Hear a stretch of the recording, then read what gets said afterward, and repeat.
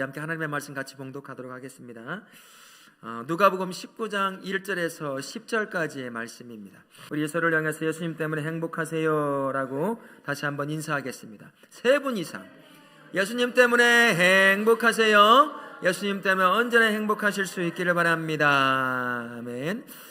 여러분, 세상의 종교와 기독교가 다른 점이 뭐가 있을까요? 여러 부분이 있을 수 있습니다. 근데 굉장히 비슷한 게 많아요. 종교는 그들만의 독특한 행위를 다 가지고 있는데 모두가 다 비슷합니다. 그러나 세상 종교와 기독교가 완벽하게 다른 게 하나가 있어요. 이게 기독교인가? 이것이 세상 종교인가를 구분할 수 있는 그 한 가지, 구원의 방법입니다. 구원을 받는 방법이 어떤 것이냐, 이게 결정적인 차이를 가져오는 겁니다. 세상의 종교는 구원을 얻고 하나님을 만나려고 한다면 사람이 하나님을 찾아가야 돼요. 구원을 찾아 나서야 됩니다. 그게 수양이 되었건 도덕적으로 윤리적으로 흠이 없는 삶이 되었건 많은 선한 삶을 사는 것이었건 무엇이건 간에 세상의 종교는 어떤 것이냐면 하나님을 찾아가는 거예요. 구원을 줄 자를 찾아가는 게 세상 종교라고 말할 수가 있습니다. 반대로 기독교는 전혀 다릅니다. 기독교는요, 하나님이 찾아오셔서 구원하시는 겁니다. 왜 그럴까요? 사람은 하나님을 찾을 수가 없어요. 영적으로 눈이 어두워져 있기 때문에 하나님이 누군지를 못 찾습니다. 찾는다고 하는 것이 우상밖에 못 만들어내는 게 사람인 거예요. 그래서 하나님이 찾아올 수 없으니 인간을 찾아 나서시는 것입니다. 그래서 저와 우리를 찾아오셔서 우리를 구원해 내신 거예요. 그래서 우리가 구원받은 겁니다. 우리 스스로 찾아갈 수 없고 구원을 얻을 수 없기 때문에 하나님이 우리를 찾아오셔서 우리를 구원하셨다라는 것이죠. 그래서 우리가 감사할 수밖에 없는 거지요. 오늘 말씀이 바로 하나님의 구원하는 방식, 그 방법을 우리에게 한 사람을 통해서 가르쳐 주고 있습니다. 유대인들이 기다리던 메시아는 어떤 모습이었을까요? 유대인들이 기다리던 메시아의 모습은 다윗 왕의 모습이었습니다. 백마 탄 자, 그리고 이 망토를 휘둘리며 번쩍번쩍하는 금칼을 들고 유대 땅에 나타나서 유대 민족을 압제하고 있는 로마에서 해방시키는 사람, 그 메시아를 유대 사람들은 기다리고 바라고 있었던 거죠. 그 관점으로 예수님을 딱 바라보니까 예수님이 메시아로 보이지 않는 거예요. 카르만 옷 입었죠. 저 시골 출신이죠. 자신들이 기대하고 바라고 있던 메시아가 아닌 거예요. 백마 타고 오지 않았어요. 칼 들고 오지 않았습니다. 그러니 자신의 관점으로 예수님을 바라보니까 전혀 메시아처럼 보이지 않는 겁니다. 당연한 거죠. 예수님이 이 땅에 왕으로 오시기는 오셨지만 그런 왕으로 오시지 않았습니다. 잃어버린 죄인을 찾아 이 땅에 구원하고자 오신 진정한 왕이 예수 그리스도이십니다. 그런 유대인의 관점으로는 절대로 예수님을 바라볼 수가, 찾아볼 수가 없었던 것이죠. 그래서 예수님은 자신을 두고요, 누가복음 5장 32절을 통해서 이렇게 말씀하십니다. 우리 말씀 한번 같이 읽어볼까요? 누가복음 5장 32절입니다. 시작. 내가 의인을 부르러 온 것이 아니요 회개시키러 왔노라 라고 말씀합니다. 이를 두고 사도 바울은 이것을 디모데전서 1장 15절을 통해서는 이렇게 고백을 해요. 같이 한번 읽어보겠습니다. 밑보다 모든 사람이 받을 만한 이 말이여, 그리스도 예수께서 죄인을 구원하시려고 세상에 임하셨다 하였도다. 죄인 중에 내가 괴손이라. 구원하기 위해서 예수님이 직접 이 땅에 오셨다. 잃어버린 자를 찾아 이 땅에 오셨다는 거죠. 이 두 구절이 가지고 있는, 말씀하고 있는 것처럼요, 예수님께서 이 땅에 오신 이유는 아주 명확합니다. 죄인을, 잃어버린 자를 찾아 구원하기 위해 이 땅에 오신 거예요. 하나님의 방식이 언제나 그랬습니다. 창세기에 1장에 3장부터 창조와 타락에 관한 장을 말씀하시면서 아담이 죄를 짓고 나무 그늘 안에 숨었지요. 아담이 하나님을 찾습니까? 하나님이 아담을 찾아 헤매십니까? 하나님이 아담을 찾아 가시는 거예요. 구원하려고요. 언제나 하나님의 방식은 그랬습니다. 사람은 하나님을 찾을 수가 없어요. 그러니 하나님이 언제나처럼 인간을 찾아오셔서 구원해 내십니다.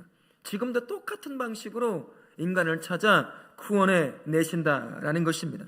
그래서 우리는 하나님의 이 마음을 완벽하게 품고 있는 예수님을 두고 이렇게 말을 하는 거예요. 예수님을 죄인을 찾아 구원하시는 분이시다라고 이렇게 말할 수가 있습니다. 이를 두고 에스겔 선지자가요, 에스겔서 34장 16절을 통해서 이렇게 고백합니다. 우리 같이 한번 읽겠습니다. 시작. 그 잃어버린 자를 내가 찾으며 쫓긴 자를 내가 돌아오게 하며 상한 자를 내가 싸매며 주며 병든 자를 내가 강하게 하려니와. 경집사님 계속 읽어주십시오. 목 드시고 보세요. 에스겔서조차에서도 그 잃어버린 자를 내가 찾아 나선다라고 말씀하십니다. 처음부터 하나님은 죄인을 찾아오시는 분이셨어요. 그래서 구원해 내시는 분이셨습니다. 그것을 완벽하게 성취하신 분이 누구냐? 인간의 몸을 입고 이 땅에 오신 예수 그리스도라고 할 수가 있습니다. 그래서 그 이름조차도 그 뜻은 이런 뜻이에요. 이는 그가 자기 백성을 저희 죄에서 구원할 자이심이라. 찾아 구원하는 자다라는 의미를 갖고 있는 겁니다. 그래서 복음이 기쁜 소식이에요. 왜 복음이 기쁜 소식일까요? 우리는 하나님을 찾아 구원을 누릴 수가 없는 존재잖아요. 그러나 복음이라는 게 뭡니까? 이 땅에 구원을 누려야 할 자들을 찾아오셔서 구원해 내신다라는 내용이 바로 복음이라고 하는 것입니다. 그래서 우리에게 복음은 언제나 기쁜, 말 그대로 기쁜 소식이 될 수밖에 없는 거예요. 그러나 찾아와 구원하시는 예수님의 복음에는요, 치명적인 조건 하나가 있습니다. 예수님이 찾아와 만난 자도 구원을 못 얻는 사람은 정말 많았습니다. 예수님이 찾아와서 만났지만 구원을 못 얻은 자들이 많다는 얘기예요. 찾아왔다면 구원하시려고 오신 것일 텐데 그 사람이 구원을 못 누리는 자더라, 그 얘기를 하고 있는 겁니다. 그 치명적인 조건이 뭘까요?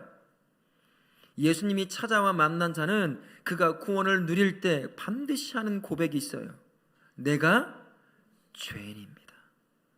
예수님이 나를 구원하지 않으면 나는 구원받을 수 없다라고 자신의 죄인됨을 고백하는 자만이 찾아온 예수님을 통해서 얻을 수 있는 그 구원을 누릴 수 있는 거예요. 아무리 예수님이 찾아와 만난 자라고 하더라도 자신이 죄인됨을 고백하지 않으면 그 어떤 사람도 구원을 누릴 수가 없다는 거예요. 그래서 복음이 주는 그 구원의 은혜를 누리려고 한다면 찾아와 만나시는 예수님 앞에 자신의 죄됨을 고백할 수 있어야 한다는 것입니다. 자신이 죄인됨을 인정하지 않고 살아가는 사람, 복음이 그에게 전해지면 그 복음이 그에게는 복된 소식이 아니라 어떤 소식으로 들릴까요? 저주로 들려요. 왜 그럴까요?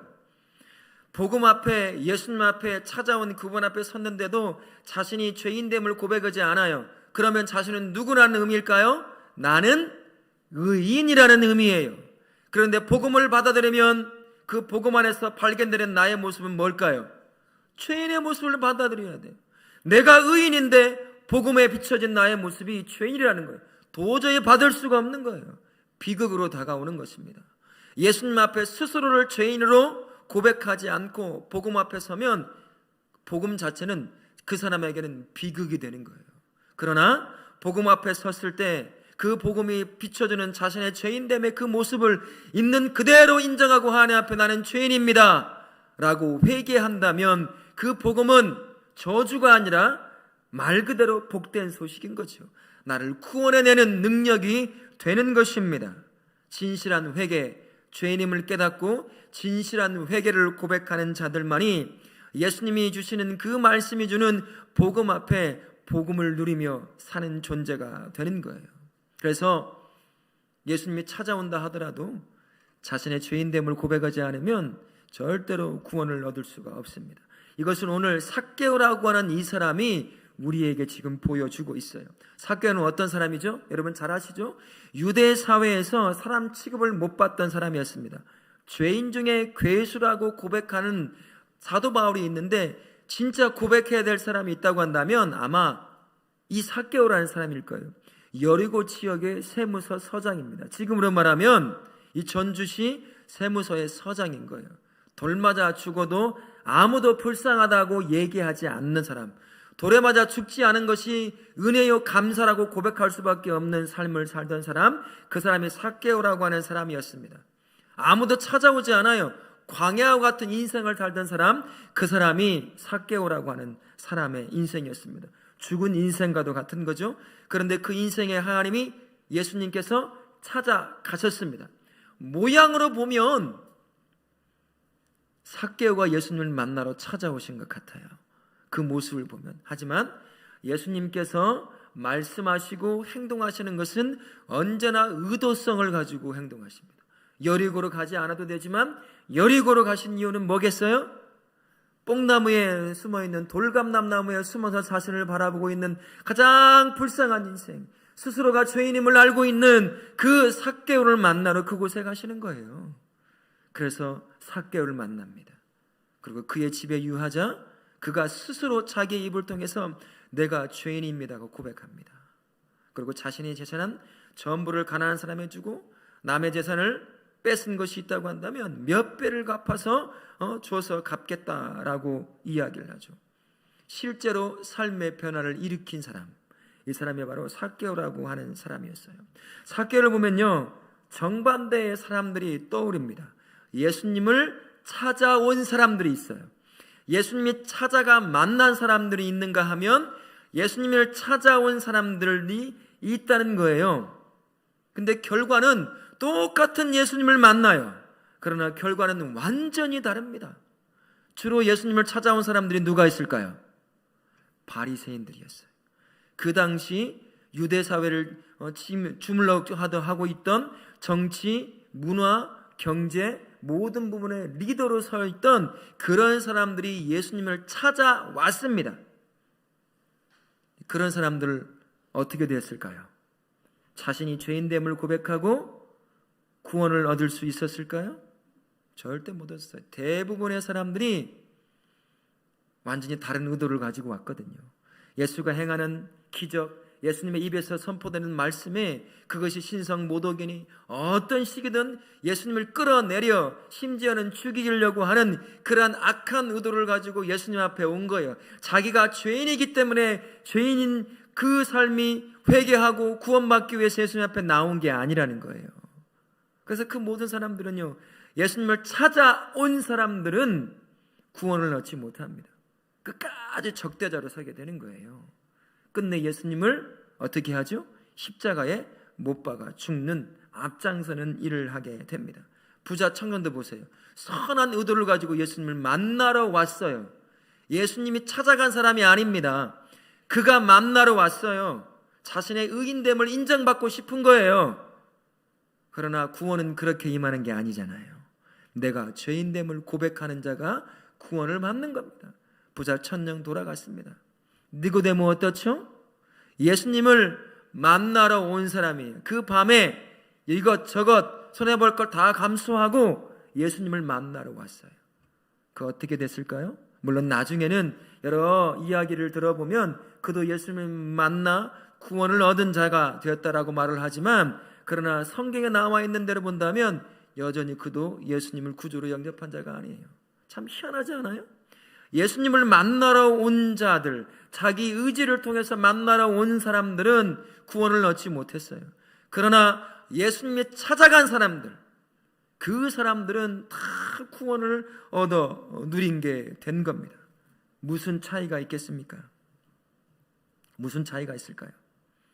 예수님을 만났을 때 그의 입으로, 그의 삶으로 자신이 죄인됨을 고백한 자들이라는 것이에요. 자신이 죄인임을 아니까 예수님을 만나러 못 가는 겁니다. 어떻게 나 같은 죄인이 예수님을 만날 수 있을까? 삭개오처럼 숨어서 바라볼 수밖에 없는 거예요. 그러니 예수님을 찾아갈 수밖에 없잖아요. 찾아가 만나면 그의 입을 통해, 삶을 통해 예수님을 그대로 고백합니다. 내가 죄인입니다 라고 고백하며 그 구원을 누리는 것을 우리가 볼 수가 있는 거죠. 핵심이 바로 이것입니다.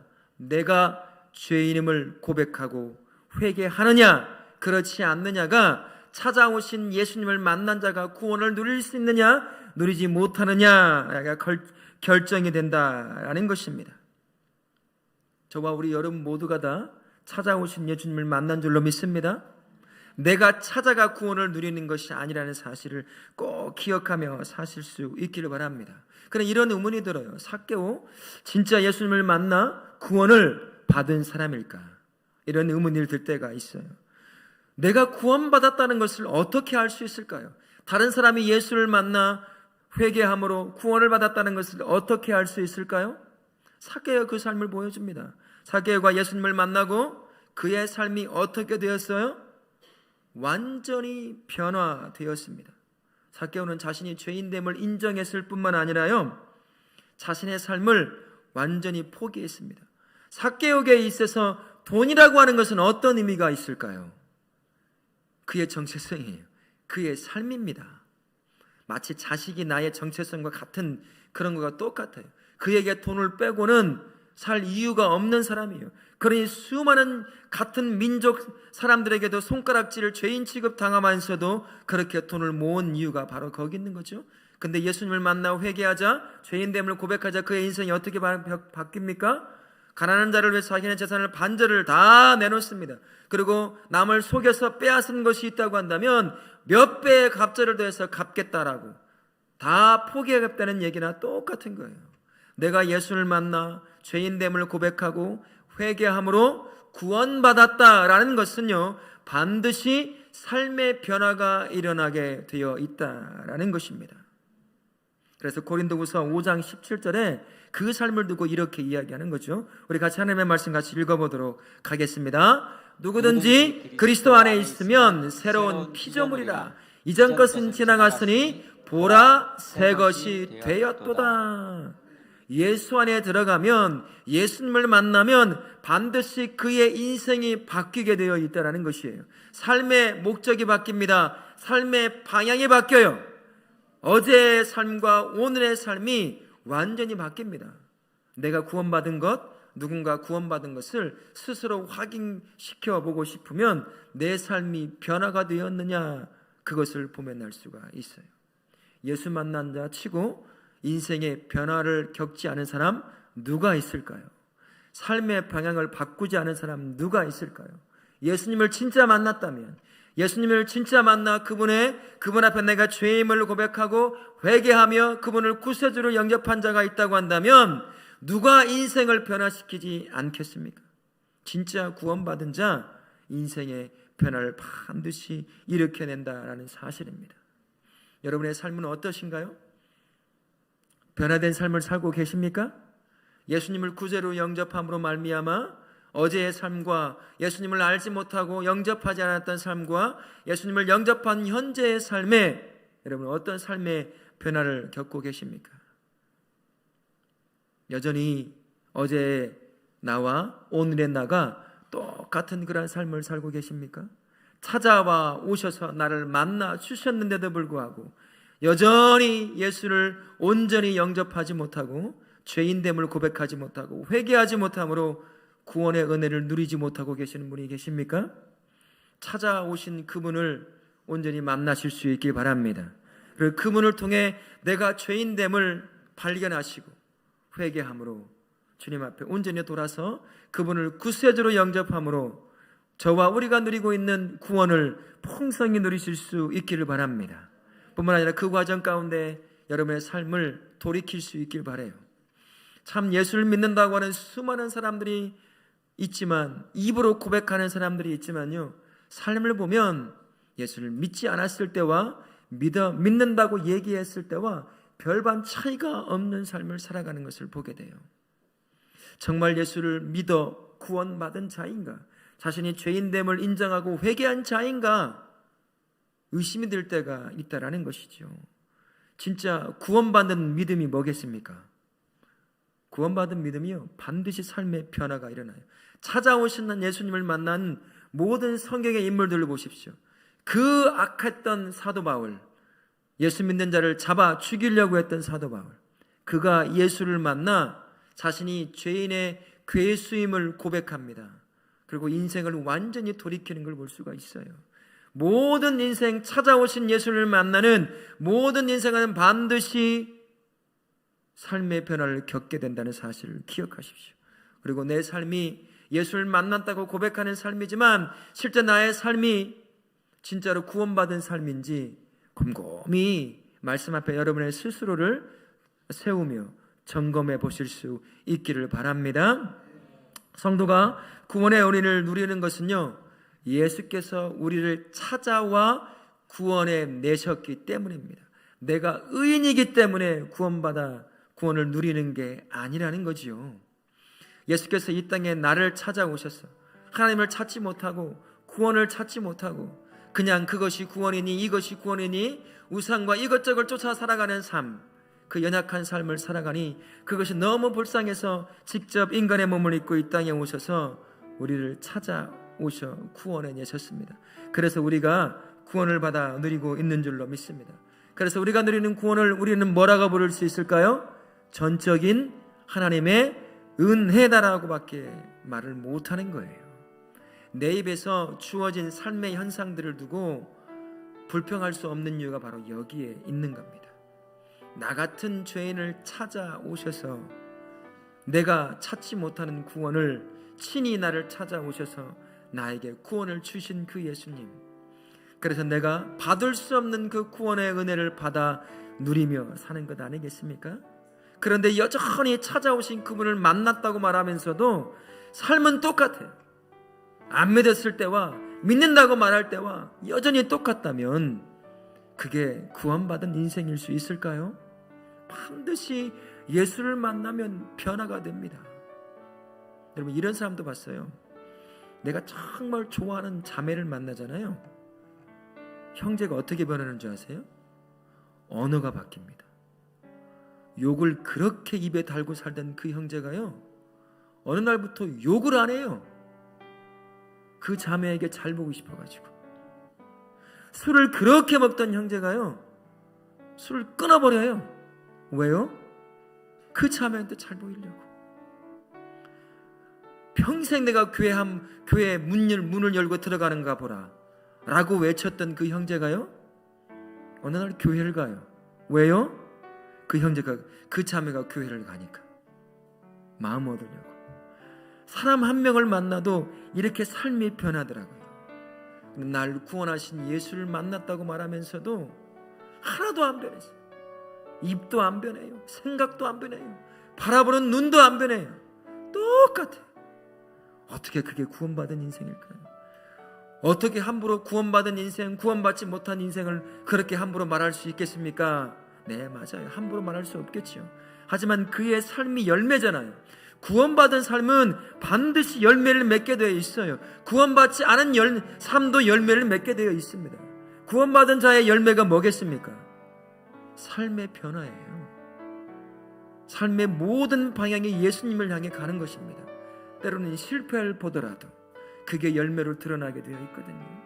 나의 삶은 어떤지 한번 생각해 보시길 바라요. 정말 내가 구원받은 사람일까? 말로만 구원받은 사람이라고 말하고 예수님을 머리로 귀로 들어 안다고 생각하면서 그 아는 것을 구원받은 것이라고 착각에 빠져 있는 것은 아닌지 꼼꼼히 내가 하나님 앞에, 말씀 앞에 스스로를 세워보실 수 있기를 바랍니다.